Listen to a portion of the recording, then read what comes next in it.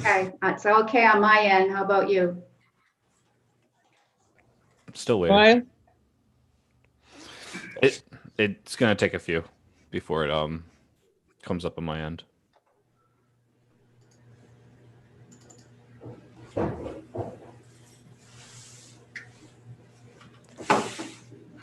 We're good. Okay. Morning, everyone. Welcome to the Warwick School Committee Special Meeting, Wednesday, September 23rd, 2020. Pursuant to Executive Order Number 20-05, issued by the Governor of the State of Rhode Island, this meeting will be conducted by electronic communication only. Members of the public wishing to access this meeting may do so at https://YOU.be/S2WKBXHG41Y. This time I call the meeting to order. All in favor? Second. Aye. Sorry. Aye. Thank you. Aye. We're in open session. We're going to take, as Ms. Bonang said, we're going to take the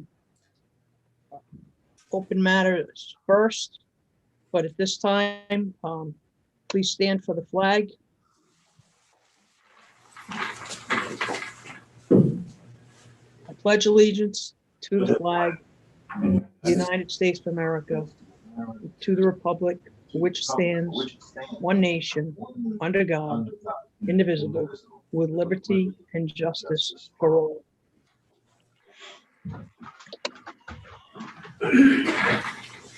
Thank you. Is there any public comment? Yes, I have two. Go ahead.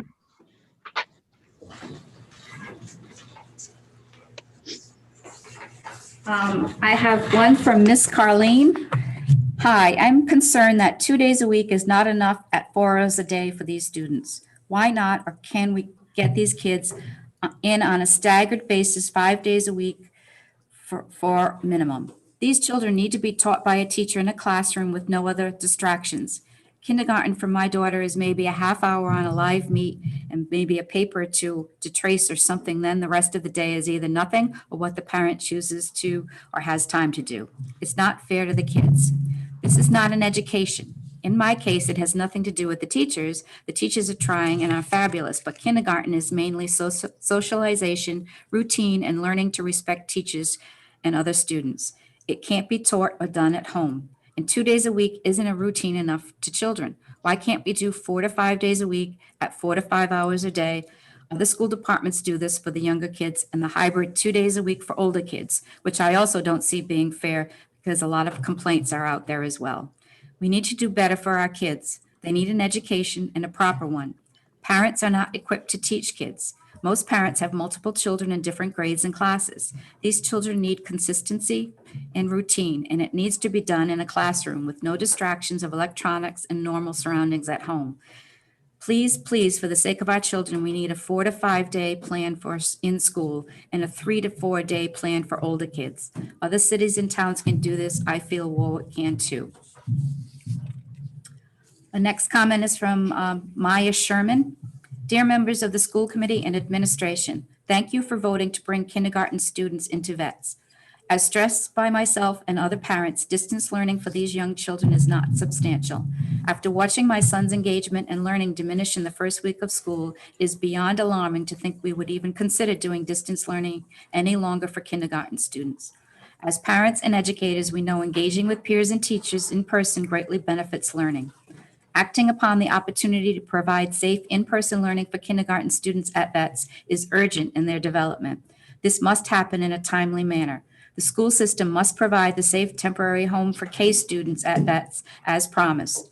The only acceptable reason not to do this would be to bring them into their elementary school classrooms, providing that the air purifiers are able to be installed sooner than the current 4 to 6 week time frame.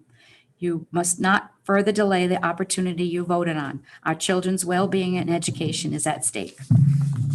And that's all I have. Thank you, Ms. Bonang. There is no old business. We'll go to new business. 1, discussion action, reopening of Warwick Schools kindergarten. Ms. Stanbrook? Madam Chair, I can start. I'll give it to Ms. Stanbrook. Just as you know, last week, the committee did address this issue in an earlier meeting. We wanted to have it back on the agenda for you to discuss once again, given that last week we gave you information of a more rapid timeline for the installation of the first round of air filters on or about October 23rd. So in seeing that, we thought you should have the chance to once again, have the conversation. The question is, given October 23rd, would the committee still have the same position? Because previously we had a much longer turnaround, if you will, for the units for elementary. So with that, I go to Ms. Stanbrook for any information she wants to fill in, and we can certainly answer any questions you have before you discuss it. So as you know, I feel very strongly about getting kindergarten back in as soon as possible. With the new timeline and the $100,000 cost of doing so, I'm not sure it's worth it, but I'm hoping the timeline is true and the company will stick to that timeline that they promised us. But I caution you, if it's not, then I feel like the kindergartners are really will be suffering not having face-to-face instruction. I did 7 tours with kindergarten teachers to show them the space. They, from the most part, they liked the space. It was, as some of you went on the tour, so it was separate from the other areas, the other programs.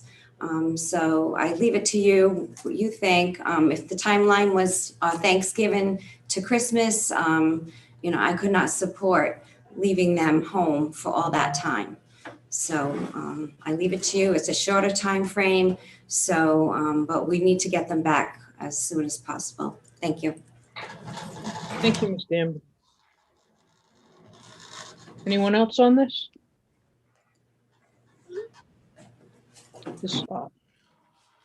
Madam Chair, Discussion, Madam Chair, if I may. Mr. Testa?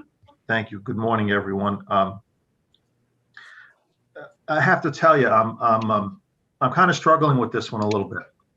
$100,000, that's a lot of money for, at least as we sit here today, to spend over a period of about 4 weeks. And Mr. Gothberg, I know I've been a pain in the neck to you and to Dr. Thornton about dealing with the company in an attempt to try to get enough units to at least cover the kindergarten classrooms. And I know as of today that the vendor is still sticking to its 4-week timeline for the initial 600. I know we've been getting communications from parents who, you can go on Amazon and you can purchase 1 or 2 of these, I guess, at a time, or wherever. So I'm not sure how my colleagues feel, and I'm very interested in how you guys, how you folks feel as well. It is a lot of money to spend for 4 weeks. If there's a delay in Rabbit Air's timeline, and we decide to hold off, then, if that's a 2-day delay, it's insignificant. But if it's a week delay or 2-week delay, that could have an impact. And I'll be perfectly candid. When I woke up this morning, I was in favor of postponing because of the expense. Because $100,000 can buy a lot more air purifiers for those areas that we haven't allocated for yet. It could buy a whole bunch of other stuff. But I think we have to weigh that against, okay, what do these kindergartners lose? Because I know we've been hearing from kindergarten parents, many of whom are not having a good experience with distance learning. In part, that's because I don't think that we don't have the devices for the kids. But I would argue that probably even if we had the devices, I'm not sure how different the experience would be. So those are real. And I am concerned a little bit. So while I'm not a big fan of spending $100,000 for a 4-week period of time, I'm not dead set against that either. Because if we're really trying to determine what's best for these students, I mean, an October 23rd date, if that was hard and firm, I think I could sign on to that. I'm just not sure in this climate with HEPA units. I know that in my experience, I've dealt with companies for 30 years, and their best intentions, sometimes other factors come up and complicate those factors. So I'm sorry I'm not sounding definitive here, but I'm interested to hear what my colleagues feel. And what other administrators feel, or it's Dr. Thornton, Mr. Gothberg, as far as the reality of trying to secure units sooner, or whatever options we have at our disposal. Committee first. Anyone from the committee? Madam Chair. Ms. Cobden? I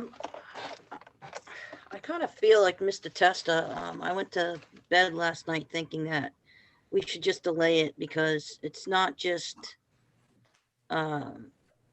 it's the confusion for the kids to start at vets and then go back to their other room. It's a lot of adjustment for little kids of that age.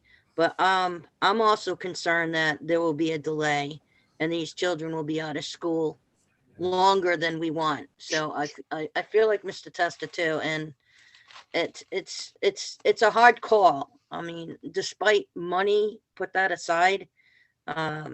It's what if this doesn't show up? What if something goes wrong with our shipment? I can't see us keeping the kindergarten kids out if we don't have to that long. So I'm kind of torn also. It's a tough call, and I think it would help to maybe hear from Mr. Gothberg or whatever, like where are we going with the power? How is electrical work going through? Would we be done for all the kindergartners on October 23rd? So if the units do come in, we can immediately hook them up, get the kids in. But and where are we right now with getting the kids into vets? I know when I went on my tour, there was a lot of work being done to outfit bathrooms and such. So that would help too. Thank you. Thank you. Mr. Cornell? Yeah, so like my colleagues, I also don't have a not a concrete which path to go. Like 100,000, that's pretty costly. But also I fear that if we postpone kindergarten again, it could be considered as misleading public, and I certainly don't want to do that. And this kindergarten's getting back into schools is the highest priority. We need to ensure their education. So like my colleagues, I'm also in a conundrum about this, but yeah, that's how I see the situation.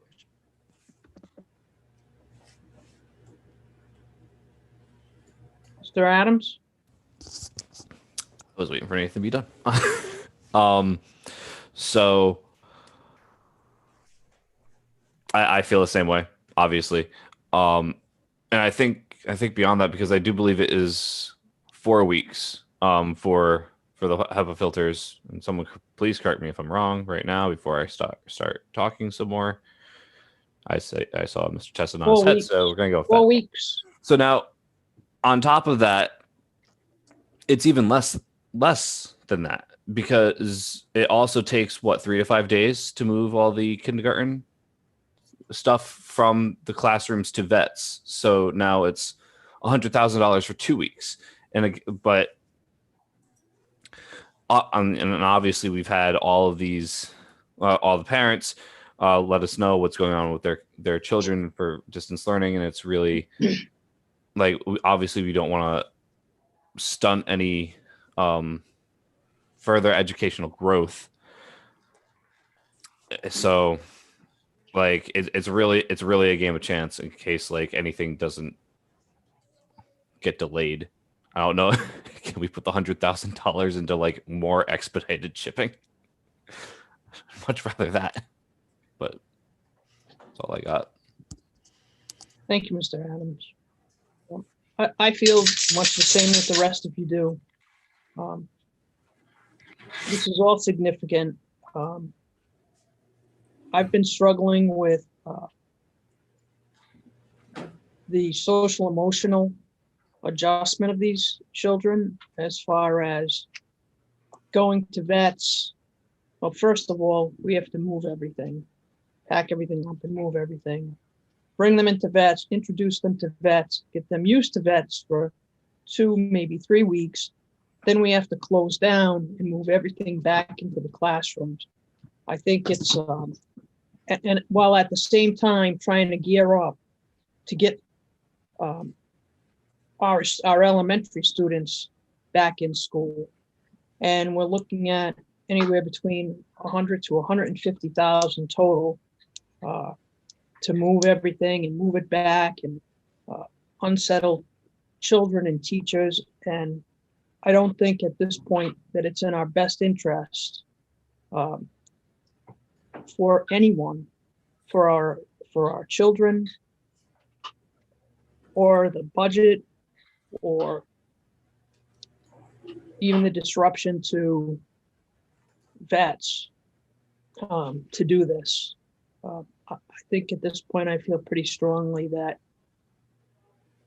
they're telling us that they'll be in 4, they'll be shipping in 4 weeks, that will be open by Halloween for our kids in elementary school.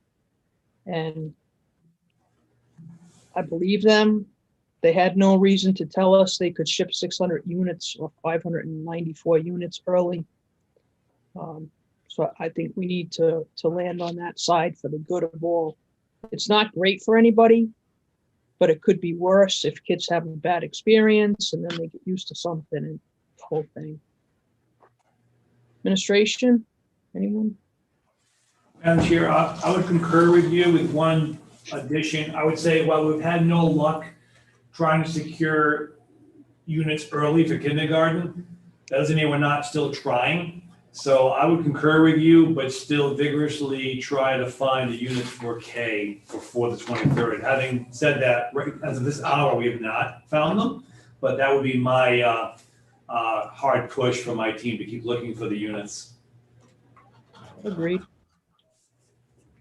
Madam Chair, I have a question for anyone in administration. Mr. Teston.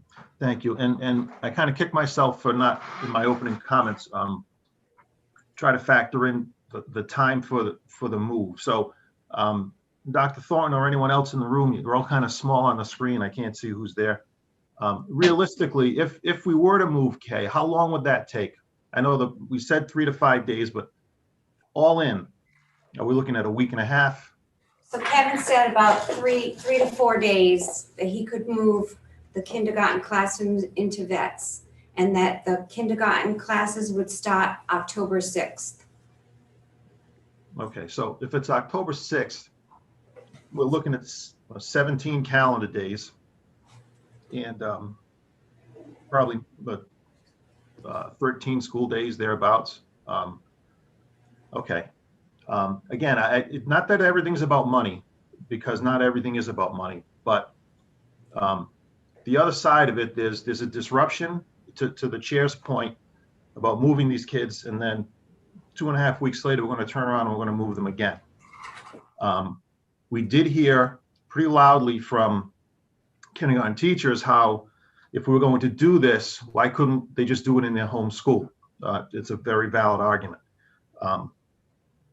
Okay, so again, we have to weigh what happens if we keep these kids in DL for another 4 weeks or so, versus we put them in school, get them into their first school experience in a classroom that's really not theirs. Okay, and then if this was going through January, I'd be much more comfortable with it because it would give them time to acclimate to the surroundings. But we're going to do that, and then very shortly thereafter, we're going to turn around and we're going to move them all over again and put them in a different environment. So, and I can't tell you the tangible effect that's going to have on kids. If you get 25 kids, they'll all be affected different ways. But I look at that and I put my parent hat on and I say, okay, I have to weigh as a parent, the educational aspect of this, the social aspect or the emotional aspect of the kid being moved, my son or daughter being moved around. And that's my job as a parent. My job as a parent is to deal with that and help my child deal with that. So as I sit here and for about 17 days or so, 2.5 weeks, to spend $100,000, that's a lot of work for a very short period of time. So again, Mr. Gothberg, I would continue to task you, and Dr. Thornton already said it, to just be the pain in the rear end to the vendor. They may have an order cancellation that frees up units. We would want to ask to be first on that list. And I don't discount your efforts. I don't discount your abilities to get that done. Anything we can do to shave time off of that lead time is nothing but beneficial. Thank you. Thank you, Pastor. For everybody's information, I spoke to Rabbit last night at 7:45. They're in California. It's a 3-hour time difference. As of last night, they still did not have units to ship to us early. I offered to pay for shipping since they were paying for shipping for the large order. They still did not have the units, but they are still on track to ship in the 4-week time period as discussed. Thank you, Mr. Gothberg. Chair. And in calculating the time in October, if they go back on the 6th, we have a holiday in October. And so we would have 13, maybe 14 days before we would have to turn around and then have teachers pack all their things back up, and then a few days to get things back into the home schools and get the kindergartens set up. So for 13 to 14 days of class, if we're fortunate enough to get that, I don't think I can justify it. Anyone else? Madam Chair. Mr. Adams? I was also going to let Mr. Testa know that whatever he just said he was muted for, so we didn't hear it. But but also, we also talk about the effects that it will have on the kids to be introduced to a school setting and be there for 2.5 weeks, and then go back home for a week, and then move to their new permanent location. But also, it also sends the reason that we are not experts on the social emotional growth of kids. I would think that Ms. Danbrook or Ms. Amelot might have something to weigh in on that if they have any thoughts pertaining. Danbrook? Mr. Adams, so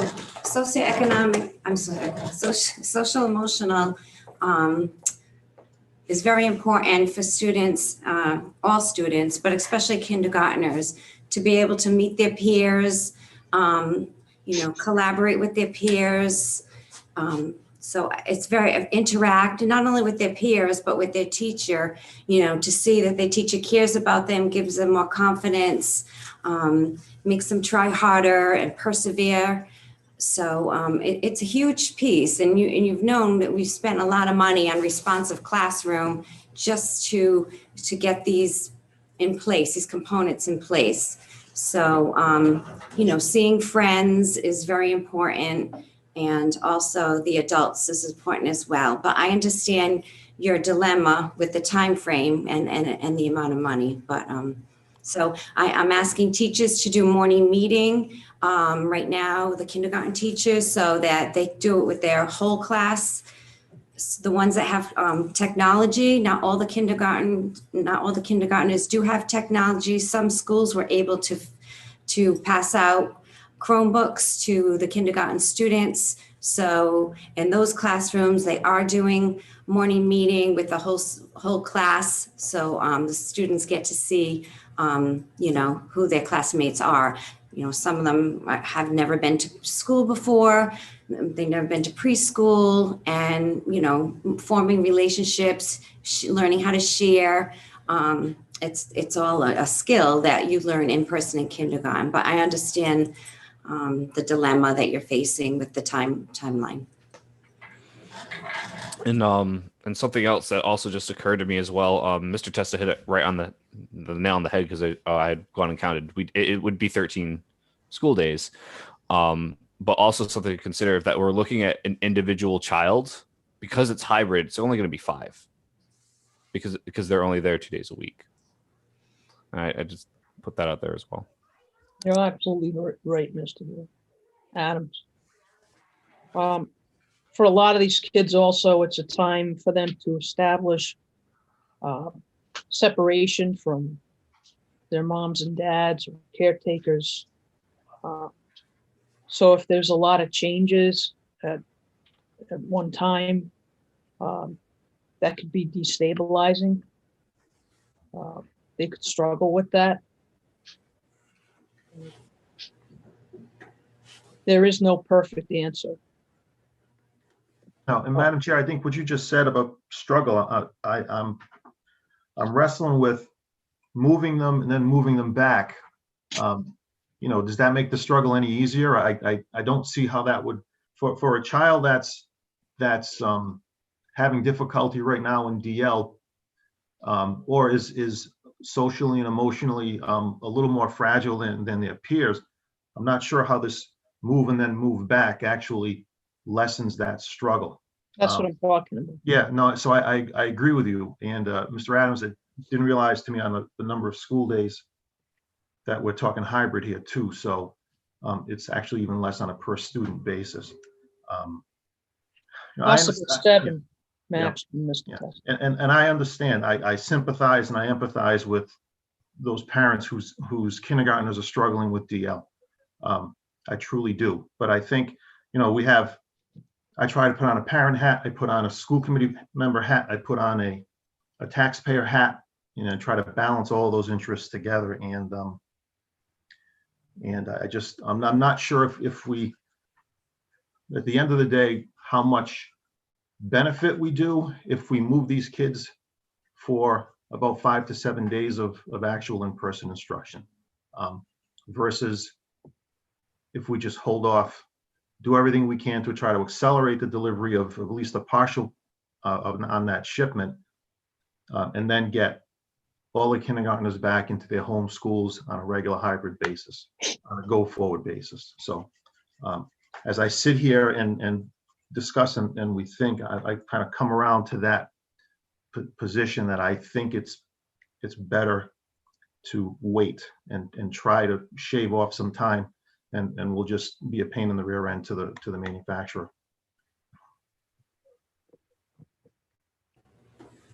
Mr. Gothberg, how many kindergartens are there in the district? Kindergartens, I believe there are 32. There are 30 classrooms. 30 classrooms. That'd be 60 units. Okay, so even if there's a way when we receive them, whether early or not, that we have that all set to go and get the kindergarten up and running immediately, that may shave some time off before we, go through, do the kindergartens and then go back and do everything else. I don't know if that's possible. Or... I've spoken to electricians about hitting those rooms first, so I'll verify that we can do that logically. Well, I hope that the electricians will have gone through and done all the rooms by the time we receive the shipments, since we have at least 3 teams. I mean, it should be plug and play once the units get here. I don't know if other people agree with me, but that's what I'm hoping you do, and that's what I asked the superintendent. That's the plan. Madam Chair, that is the plan. Okay. Madam Chair, I have a question for Dr. Thornton and Mr. Gothberg. Please, Mr. Testa. Thanks. Mr. Gothberg, I know we got your email. You do have one test unit that one of the districts in Mass gave us. When we're measuring for the electricity, I know all these units come with the wall bracket. Are we measuring so that when the unit comes in, we don't have to measure where the wall bracket's going. You know what I mean? Because Dr. Thornton and I had talked earlier, and I said we should try to see if they'll ship us wall brackets so we can move the electrical outlets, install a wall bracket, so when they came in, just hang it. Whereas typically they would ship the unit with the bracket. So now when we get it in, now we've got to mount the bracket. So if we have a bracket that we can use as a template, we can actually go and drill all the holes and have everything ready. So just to reduce the amount of time it takes to actually get the unit on the wall. Plug and play. That's the plan, to use what we have, talk to Mr. Oliver about how we can get this done. We still have to fine tune it, but that's the plan. Right now, I'm going around every school, looking at every room where we can actually put the units in relation to existing outlets so we can keep the electrical work to a minimum. And once then I'll bring the electricians through to verify that what I've looked at is correct, get them going, and then we can move in and prep for the installation of the units themselves. Thank you. Thank you, Mr. Gothberg. Anyone else? Hey, midnight. Sorry. At this time, I would ask for a motion. Okay, the motion would be to, and Mr. Hennius, I need your help. I think the motion is to not move K to vets, or is the motion to just move K into the home schools once the air purifier units are in and installed? I'm not sure what the motion is. So right now, as I understand it, and someone can correct me if I'm wrong, the plan was to, the prior plan was to get the kindergarten students into vets, correct? Correct. Right. Right.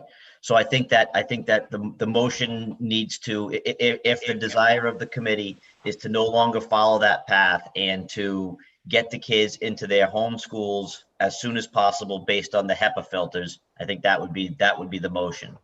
Okay, So, all right. To eliminate the vets plan and instead move in the direction of.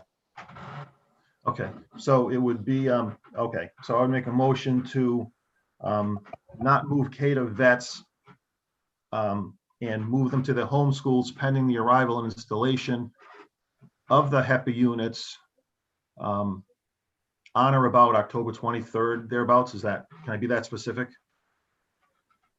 Or By should I- Halloween, Mr. Test is what we've been told. Okay, all right. So, I mean, you may want to make it as soon as possible. That way you're covered if the administration's able to get units faster, as expeditiously as possible, something like that, perhaps. understood. Okay, How about motion to continue download learning? Not to move students to vets and to place the students in their own school classrooms as soon as they are ready. I'm okay with that. I know what the intention behind the motion is, so I'm fine with that. I second that. Any discussion? Is there any discussion? There being none, all in favor? Aye. Aye. Aye. The ayes have it, 5-0. Thank you very much.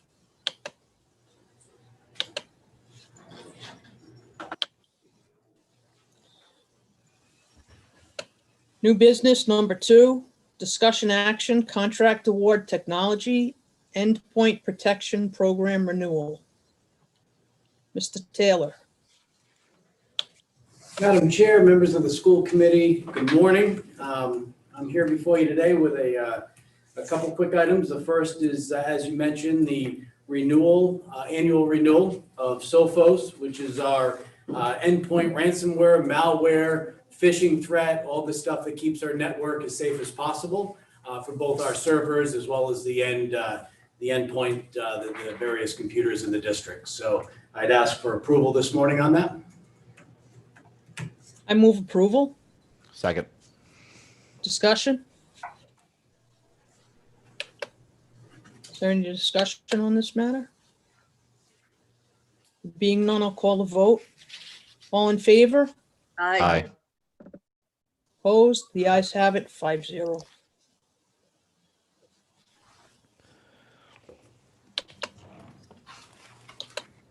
Number 3, discussion action, contract award technology, Asset Genie, Chromebook parts and chargers.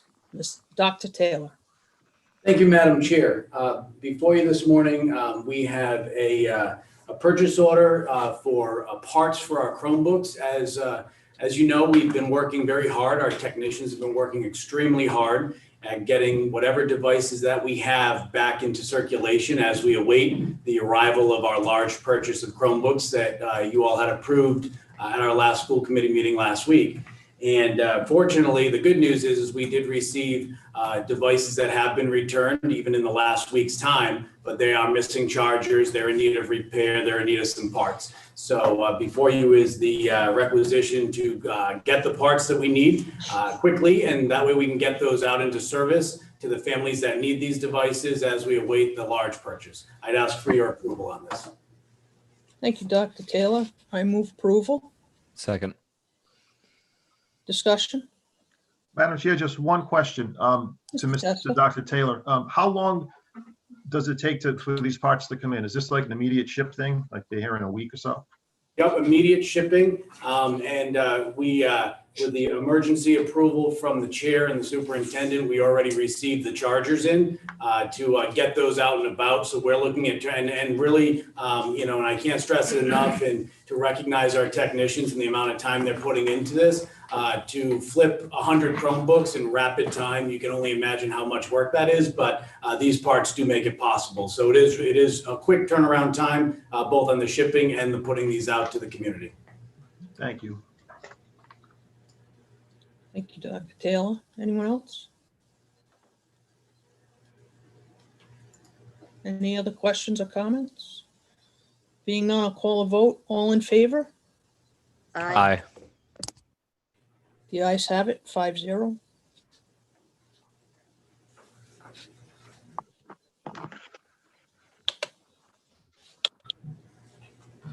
Number 4, discussion action, contract award technology, T-Mobile hotspots. Dr. Taylor. Thank you, Madam Chair. Before you today, we have the proposal for the T-Mobile hotspots. You'll recall a number of months ago, this had popped up at the school committee meeting prior to my arrival, a discussion about the T-Mobile company and the hotspots that we were providing families.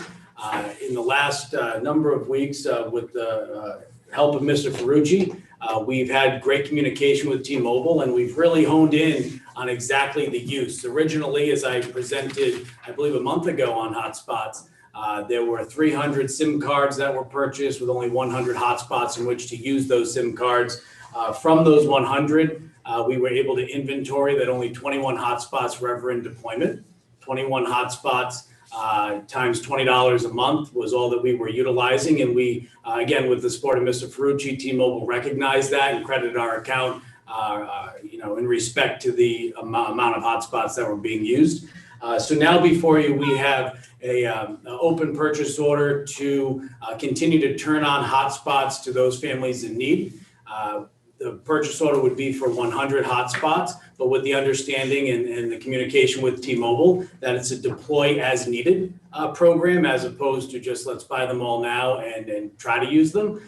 We do work with our principals to identify the need that exists in the community. And the reason for the number 100, just for your information, in a recent survey done through our kindergarten students, through our elementary principals, about 99% of families reported that they had internet service. So just using that 1% times our school population gave me about a number of 85. So I figured 100 as a ceiling would be appropriate for that number. But again, we've, on top of the 21 that's already in service, we have looked to deploy 10 more. So we're at 31 right now. And again, that's just availability as we receive communication. I know that many of you have received communications from families as well, seeking support for internet access. And these are for our families that are in real need of internet access at home, not extra need, not my internet slow. These are the folks out there that are are blocked from distance learning at all right now due to lack of internet. So that's what the proposal is before you, and I'd ask for your approval. Thank you, Dr. Taylor. I move approval. Second. Discussion. I have one to deliver today. So I think we have to provide them, like Dr. Taylor said, to people who don't have the internet. Midnight, you're out of order.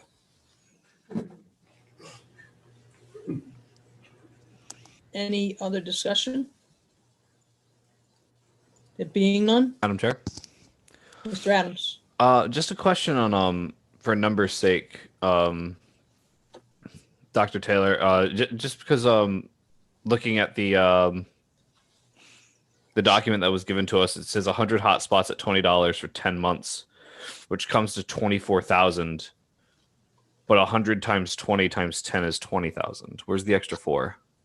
So and thank you for pointing that out, Mr. Adams. The miscommunication in the document is just because we were initially talking about two different things, but I'm glad you pointed that out. The reason, so the 12 months times $20 per month times the 100 hotspots is 24,000. But in working with T-Mobile, we made it clear that we can suspend these hotspots for the 2 months in the summertime so that the district is not incurring the costs for those hotspots. So that's why the 10 months was indicated. So you're right, that there should be 12 months for 24,000. But again, that's the ceiling open purchase order amount. But with the expectation that I'd be shutting these off for the summer months, therefore saving the district some monies there. Thank you. Would that be unless those kids are in a summer program? Exactly, Madam Chair, that's correct. Thank you. Any other discussion? There being none, I'll call the vote. All in favor? Aye. Aye. Opposed? Motion passes 5-0. Thank you very much. At this time,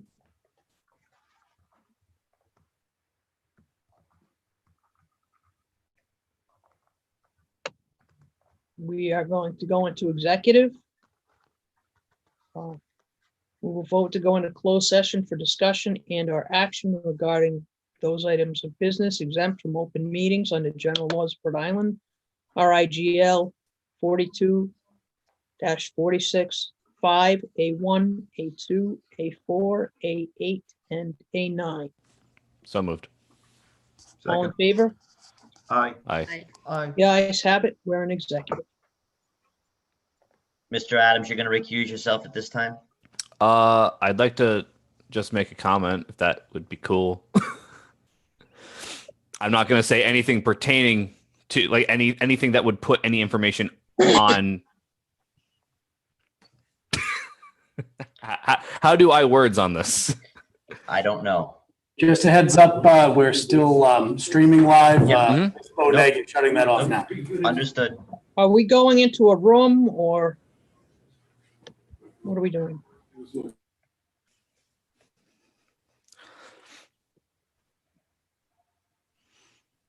anybody have any answers for us? So, Madam Chair, I you're don't- asking, we're going into like a breakout room, right? Yeah. Like we normally do? I don't. Here we Yep. go. Yep, there we Join the go. breakout room.